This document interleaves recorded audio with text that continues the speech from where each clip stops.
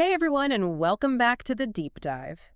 We're diving deep this week into the world of Karen Eastland, A Tasmanian. author, songwriter, Yeah. mixed media artist, now She's really. been making waves with her use of AI and creative work. Yeah, and for this deep dive, we're going through her online creative journal entries for the whole week of November 18th to the 22nd. It's pretty amazing to see how she's using AI for everything. Brainstorming characters, Composing music. even dealing with those AI hallucinations. Right, that whole thing. It's fascinating stuff. Yeah, definitely.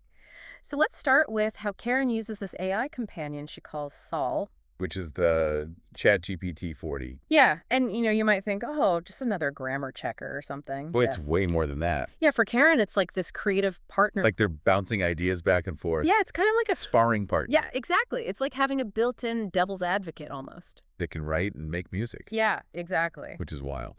She even talks about how sometimes, they have these disagreements. Oh, yeah. Her and Sol.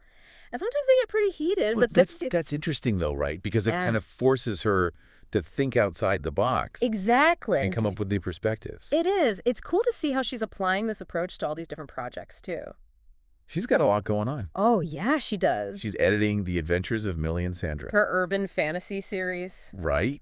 which is a big project in itself, but then she's also... She's writing all this Christmas music. Yeah, this woman is a machine. She's prolific. Yeah, she is.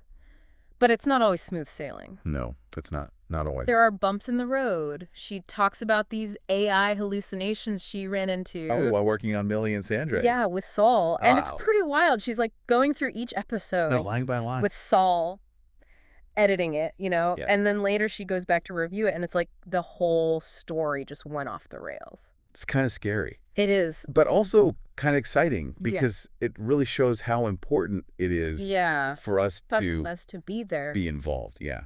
We can't just let the AI run wild. Definitely not. I mean, we're still a long way from Yeah. AI taking over the creative process completely. Oh, absolutely. And that's what I think makes Karen's, journal so interesting for anyone who's interested in using AI for creative stuff. It's not all sunshine and roses. Exactly. There are real challenges. Right. And I think it's important. There's limitations. Yeah. And it's important to approach it with, The critical eye. a healthy dose of skepticism. And awareness. Yeah, exactly. Because it's a powerful tool. It is a powerful tool, Mm. but it's not a magic bullet. Yeah, and it's not going to replace human creativity No. anytime soon. It can't replicate that spark. Yeah, exactly. And that's something Karen really emphasizes. AI can enhance the writing, Absolutely. but it's not going to replace that human element. Yeah. The heart of it all. Exactly. And this isn't just about storytelling either, right? No, it's relevant to all kinds of creative fields. Yeah, exactly. What happens when AI starts hallucinating In music or painting. Yeah. What do we even call that? It's a whole new world. It is, and it's a world Karen's diving headfirst into. Yeah. And speaking of new worlds, let's talk about her musical endeavors this week. Especially those Christmas songs. Yeah, she's on a Christmas song explosion. Multiple tracks for different platforms. Different styles. She's got to get to the Billabong for her AI band Urbanetics, Right. which is dropping on December 4th. And it's an Aussie-style surfing carol. It is full of surfer slang. It's pretty catchy. It is. It's super catchy. It's AI is helping her tap into these niche cultural pockets Right. and fun. create something really unique. It's expanding her creative palette. It is. And it's not just about the lyrics either. She's using AI for the whole... The whole process. Yeah. From ideation to execution. Yeah, she's brainstorming with Sol. And then And then she's using platforms like Suno4V AI to actually... learn those lyrics. Yeah, to turn those lyrics into full songs. So it's like having a whole production team at her fingertips. Yeah, it really is. And it kind of makes you wonder, are we heading towards a future Where AI is a co-creator? a true partner. Yeah, that's a big question. It is, And one we'll definitely be coming back to. for sure. But it's a big question, for sure. It is. But while we're on the topic of Christmas songs... Oh, yeah, let's talk about Kranzoo. A very hairy Reachville Christmas. Yeah, that one's definitely A little different. a little different from the whole, Surfing Santa. surfing Santa vibe. And get to the Billabong. This one's got more of a... A darker, Yeah. almost Tim Burton-esque feel. Yeah, exactly. And it's set in Reachville, which is... For urban fantasy world. Right, which just adds this whole other... Layer. Yeah, to it. It's so cool. And even the title Kranzoo. It's so quirky. It's got that offbeat humor. Yeah. And the album cover, she used ideogram AI to make this It's incredible. monstrous, like... Yeah, it's like this Yeah, it's very cool. visual representation of the song. It is, but what's interesting is she talks in her journal about how she really struggled with the chorus for this one. Oh, really? Yeah, she was like going back and forth with Saw. Trying different ideas. Yeah, and nothing was working. So how did she finally crack it? Well, it's funny, actually. What happened? It was through a disagreement with Saul. Oh, wow. Yeah. So Saul suggested this chorus. Okay. That was like super traditional and... Saccharine. Yeah. Way too So sweet. it didn't fit at all. Yeah, it totally clashed with the whole vibe of the song. So she scrapped it.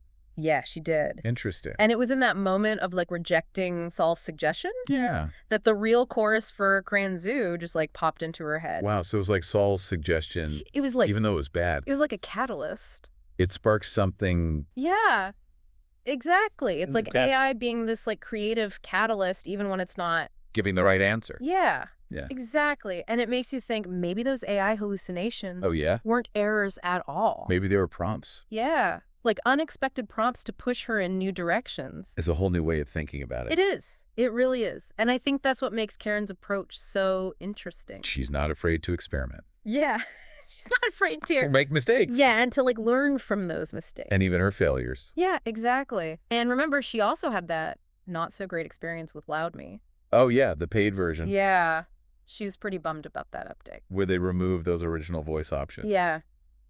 And she used those a lot. Yeah, it's a shame because it just shows Yeah, it shows how these tools are constantly changing. changing. Yeah, and not always in a way that's good for creators. Yeah, exactly. So it's like even with all this AI stuff, you still need That human element, Yeah, like that adaptability. resourcefulness. Yeah. Yeah, exactly. You got to be able to roll with the punches. Exactly. But speaking of projects, Oh, yeah. Karen's main focus this week seems to be editing the adventures of Millie and Sandra. Yeah, she's working on getting season 1 ready for, Box set release. by Christmas. Ambitious. It is. But, it's cool. She makes the... Edited version. Yeah, Yeah. the serial form available on her website, writingurban.com. So you can compare. Yeah, you can see the difference. See how Saul's input changes things. Yeah, it's pretty cool. And it's not just Millie and Sandra. She's also... Editing Josephine and Jason. Yeah, another episodic series. And the pin tag origin story. Which is part of her Sin Eater series. Wow, she's busy. She is. And on top of all that, she even found time to write a new love song on Saturday. And of course, she converted it into a full song. Yeah, using Suno 4V AI. This woman, She's unstoppable. she is a creative powerhouse. It's really inspiring to see. It is. And it's not just the amount of work. It's her willingness to share her process Yeah, through her journal. so openly. It's like she's pulling back the curtain and letting people see. The whole thing. Yeah. The good, the bad. The AI hallucinations. The AI hallucination. It's a powerful message. It is. It's like, hey, creativity. It's That's not. a magical, Yeah. effortless thing. It's messy. It's about showing up Yeah, you got to put in the work. and embracing the mess. Yeah. And sometimes it's about letting go of control and letting Let go. AI take you in a new direction. Yeah, exactly. So what resonates most with you about Karen's approach to AI? I think it's her sense of playfulness. Oh, yeah. She's not treating it like it's this big, scary thing. Right. It's like she's approaching it with this sense of curiosity and a willingness to just play and experiment. Like a kid with a new toy. Yeah, exactly. And I think that's so important. Especially with a technology this powerful. Yeah, it's like approach it With a with, sense of wonder, wonder and excitement. not fear. Exactly. And ultimately, I think that's what Karen is showing us. Yeah. AI can be a tool for liberation, For expanding our creative horizon. unlocking possibilities we never even imagined. Yeah. It's really exciting stuff. It's really amazing, though, how much she gets done in just 1 week. It's incredible. 3 Christmas songs, Yeah. editing multiple projects, trying out different AI platforms. I mean, It really makes you think about it does. our own ideas about, Productivity. like creative productivity. Yeah, could AI actually help us? Unlock some Yeah. next level output. Yeah, like way more than we thought possible before. It's a good question. It is. And I think a lot of people are Especially thinking about this right now thinking about this right now. in creative fields Yeah, because on the one hand, there's that fear. of AI replacing us. Right. It's taking our jobs. Yeah. But on the other hand, it's like this huge For potential. AI to like supercharge our creativity. Yeah, It's exactly. almost like we're on the verge of a new renaissance Oh, wow. where human and artificial intelligence, Come together. yeah, and create this explosion of art Wow. like we've never seen before. And I think Karen is a great example of someone who's really, Embracing that. yeah, embracing that potential. Yeah, she's not afraid to experiment, She's not afraid to. push the boundaries, Yeah, and see what happens. see where this technology takes her. And what I really like is that she's not just focused on the like technical stuff. Right. It's not just about the tools, Yeah, she's thinking the about, bigger questions. yeah, like the philosophical questions about this, Creativity, you the know, role of the artist. yeah, in this world that's becoming more and more shaped by technology. Exactly. I remember earlier we were talking about, AI hallucinations. yeah, and how they Yeah. challenge our ideas about authorship and copyright. Yeah. Well, Karen actually talks about this in her journal. Oh, really? She writes, "It's almost like Saul is a co-author on some of my work, Yeah. even though she's the one ultimately responsible for the final product." That's such an interesting way to put it. Really is. It's like AI has become the, A partner. yeah, more than just a tool. Yeah, a collaborator. And if that's the case, What does it mean? yeah, what does it mean for, For ownership, yeah, who owns the work? for control over the creative process. These are big questions. Huge questions. And I don't think they're easy answers, Not at all. but it's something we need to think about. We need to have these conversations. Yeah, like now. Especially as AI becomes more integrated into our lives. Yeah, We have to be be, thoughtful about it. yeah, and make sure we're using AI in a way that Benefits everyone. benefits humanity and the arts. Yeah, exactly. And I think Karen's journal, Is a good place to start. a great starting point for these conversations. Yeah, she's not just showing the finished product. The polished final result. Yeah, but she's showing the whole, The messy, the messy process. the struggles, the doubts, the breakthroughs. Yeah, and that's what makes it so real. It reminds us Yeah. that even with all this technology, Even with all this amazing AI, creativity is still a human thing. yeah, at its core. It's about passion, perseverance, a willingness to embrace the unknown, And maybe even letting go a little bit. letting the AI guide you sometimes. Exactly.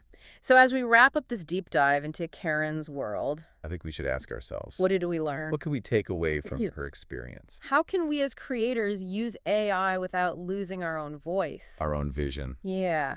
I think the key takeaway is that AI isn't here to replace us. it's here to help us. Yeah, to push the boundaries of what's possible. It's a tool, A powerful tool. and it's up to us to use it wisely and ethically. And with a sense of wonder. Yeah, and playfulness. Exactly. And for anyone who wants to learn more about Karen's work You can find links to her website, her social media, and all the projects we talked about. yeah, in the episode description, So go out there. and create. The future of art is in your hands.